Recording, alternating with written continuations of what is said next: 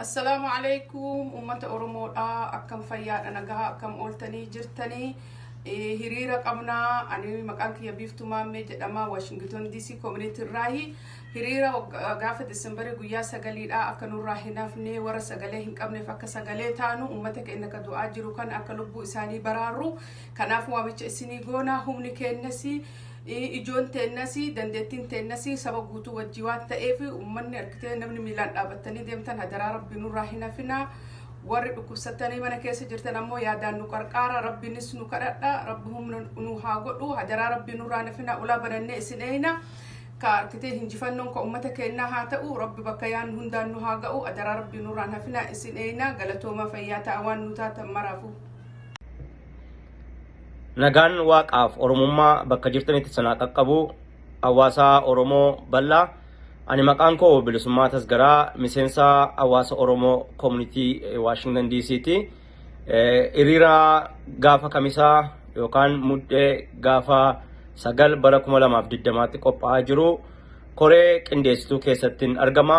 Uummanni keenya bal'aan naannoo diiyaasporaa irra jiraatu keessumaa Noorz Ameerikaa irra jirtan guyyaa kanatti dhuftanii saba keessan du'aa saba keessan gidiraa argaa jiru manni itti gubatee qe'eesaati manca'ee qe'ee dhabaa ta'ee nama saabirmatu dhabee roorroon itti hammaateef dhuftanii sagalee akka taatan isin gaafachaa akkasumas immoo uummati keenya bakka jirtanitti wal ijaartanii wal gurmeessitanii fincila diddaa sirna garbummaa irratti godhamu irratti qooda akka fudhattan hawaasa keessan biyya keessaa du'aa jiruuf sagalee akka taatan gamanamaan dhaammachaa ummati keenya immoo warri dandeessan qaamaan argamtanii Washington DC'tti sirna balaaleffannaa abbaa irree godhamu keessatti qooda akka gumaachitan warri hin dandeenye immoo tumsa hawaasa keessaniif akka gootan gamanumaan dhaammanna jabaadhaa ni injifannaa roorroon ummata keenya irraa dhaabbachuun guyyaansaa murtaa'aa jira kanaaf tokkummaan dhaabbannu galatooma.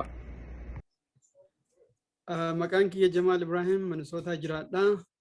Washington DC'tti hiriira gaafa kamisaa December 9 qopheeffame irratti namoonni naannoo kana jirtan Minnesota fi naannoo kana jirtan akkasumas Ameerikaa guutuu keessaa gaafsan hirmaachuu hin irraanfatina koottaa haqa kennaaf mirga kennaaf haa malmannu koottaa isiniin jenna. Akkam nagaa ilmaan Oromoo ka bakka hunda jirtanii nageenyi badhaadhaa maqaan kiyya Maamad Bulloo jedhama. Dura hawaasa Oromoo Koloraadooti hiriira guddaa qindaa'aa jiru ka December 9 DC godhamaa jiru irratti akka hawaasni keenya ka bakka jiru akka irratti hirmaattan isin gaafannaa ka hirmaachuu hin dandeenye immoo akka uummata deemu kana irratti immoo gargaarsa akka gootan isin gaafannaa yeroon kun yeroo murteessaa waan ta'eef ilmaan Oromoo akkuma quba qabdanii du'aa jiran ajjeefamaa jiranii kuwwan hoogganoonni keenya immoo hidhaa keessatti waadamaa jiranii kanaaf uummata keenya sagalee haa taanu uummata keenya haa tumsinu uduu isaan lubbuun jiran uummata keenya haa dhaqqabnu isiniin jedha kanaaf waan gootan hundaafuu dura dursee galatoomaa isin jechuu barbaada qabsoon itti fufaa sagalee keenya dhageessifnu karaa hundaan karaa barbaachisaa ta'een qabsoon keenya itti fufaa uummata keenya jidduu bira dhaabbachuu qabna galatooma ulfaadhaa isiniin jedha. Akkam ooltan maqaan kiyyaa Mootii Falamaa jedhama. Dura bu'aa hawaasa Oromoo magaalaa Portland irraa.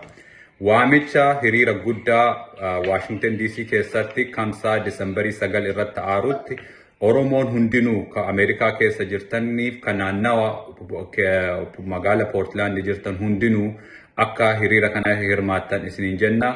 Warri dhaquu hin dandeenyellee akka ummata dhaquu barbaadu bira dhaabattanii hirmaata kennitaniif isin jenna galatooma nagaan tura.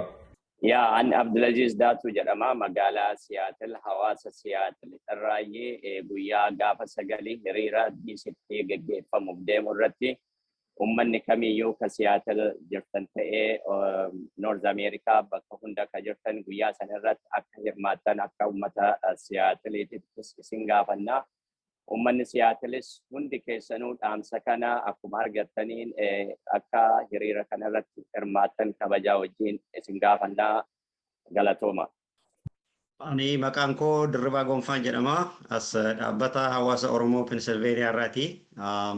Akkuma beektanii waa'ee dhimma yeroo haala biyya Oromiyaa keessa jiru irratti hawaasni Oromoo guutummaa biyya Ameerikaa keessa jirru hiriira gaafa muddee 9 yookaan immoo December 9 magaalaa Washington DC'tti gochuuf qophiirra jirra.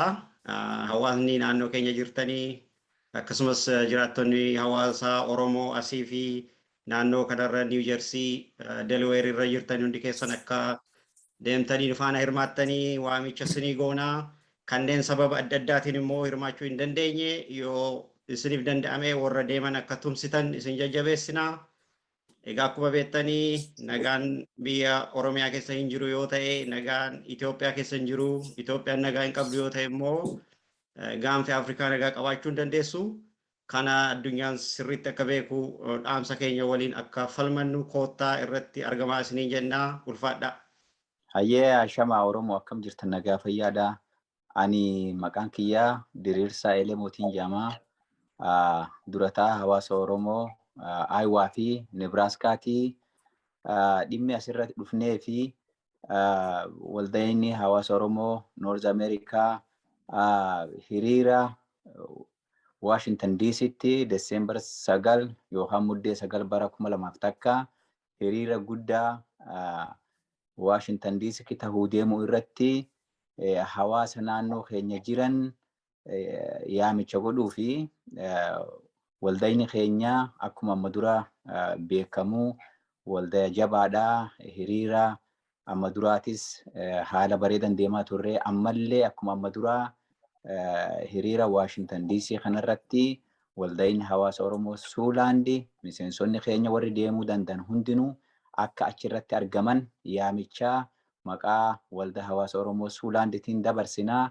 Warri deemuu hin dandeenye immoo obboleeyyan keenya kan deemuuf sinqii goonee tikeeta murree fi waan dandeenyuun gargaarree isaan geggeessuun fardiidha. Kan ammoo akka waldaa hawaasa Oromoo Suulaanditti goonee jirraa, godhaatis jirraa, tikeeta murannee jirraa, obboleeyyan keenya warra deemuu danda'aniifis muraa jirraa.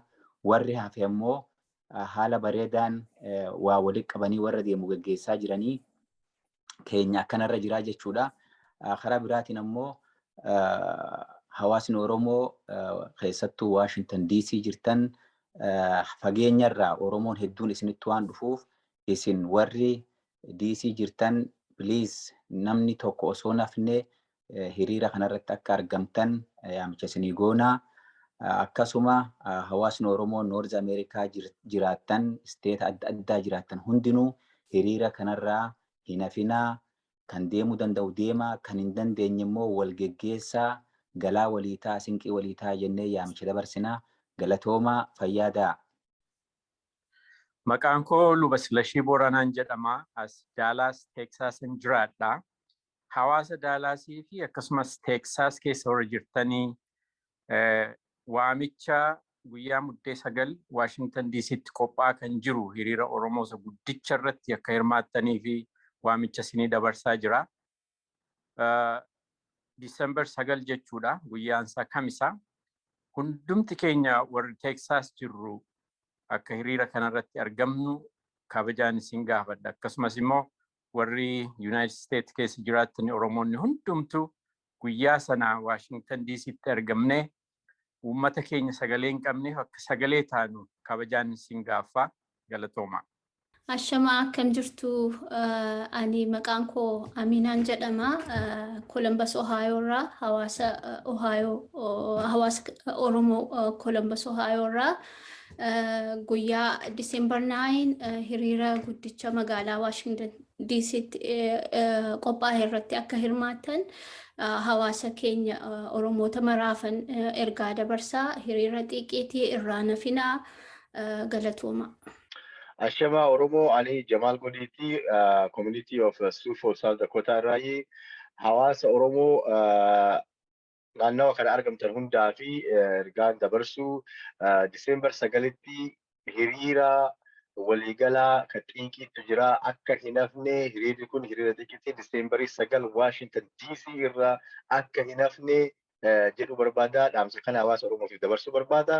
Galatoomaa. Kam jirtan nagaa fayyaadha. Kun minallahi hawaasa Oromoo magaalaa Memphis Tennessee irraa hawaasa Oromoo magaalaa Manfas jiraatanii fi naannoo isaa jiraatan hundumaafuu akkuma beekamu muddee 9 kamisaas deemu kana yookaan Disembar 9 hiriira guddicha dhimma ammaan ta'e Oromoon keessa jirtu ilaalchisee hiriira guddaa waan jiruuf hundi keessan hiriira kanarratti akka hirmaattan kabajaan isin afeerraa.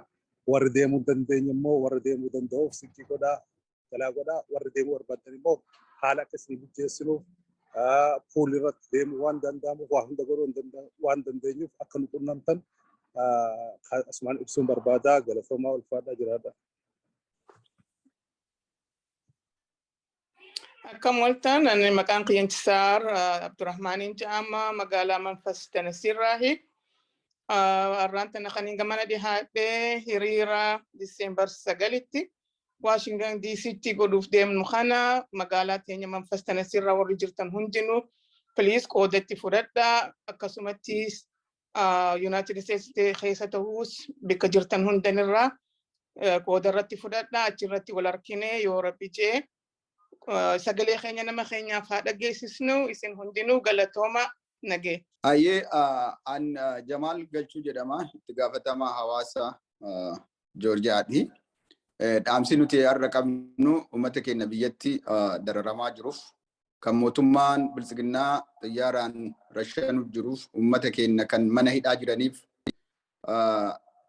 sarbaa mirga ilma namaa biyyatti raawwatamaa jiruuf uummanni keenya gaafa 9 Disembar 9 bara 2021 Washington DC'tti hiriira guddaa godhuuf deemna jechuudha. Kanaafuu guyyaa kana uummanni Oromoo naannoo Washington DC'tti argamtanii fi ammallee achirraa xinnoolee taatu fagoo kan jirtan ammas bakka biroo kan jirtan hundinuu hiriira kanarratti akka argamtanii sagalee uummata keessanii akka taatan dhaamsa isinii dabarsuu barbaanna. Akkasumas uummanni bakka hiriira kanarratti argamuu hin dandeenye yoo jiraate hamileedhaan argitee maateriyaali sappoorti godhuudhaan horra hiriira kanarratti qooda fudhatu bira akka dhaabbattanis dhaamsa isinii dabarsinaa. Itti jabeessinee kadhaamuu barbaannu uummanni keenya biyya keessatti rakkoo guddaa keessa jira. Mirgi isaa haati Oromoo booyaa jirti. Ilmaan Oromoo yeroon kun yeroo tokkummaan dhaabbate waliigallee tokko taane uummata keenya ka biyyatti mirgi isaa sarbamaa jiru rakkataa jiru nuti biyya bilisa keessa jiraanne sagalee yoo isaaniif hin taane uummanni keenya bilisummaa argachuu hin danda'u.